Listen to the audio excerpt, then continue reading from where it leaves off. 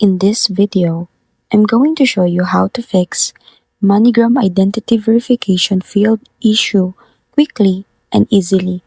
So, the first thing you need to do is to make sure all the personal information you need or you entered matches your official ID exactly, including your full name, date of birth, and address. Next, double check that your ID is valid and not expired, and take a clear photo with good lighting. Avoid shadows or glare, and if you are using a smartphone, clean the camera lens and hold the ID steady, making sure all corners are visible. Sometimes, clearing the app cache or restarting your device can also help.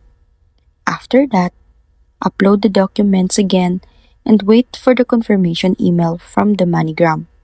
If it still fails, try using different browser or device and ensure your internet connection is stable. So that's it.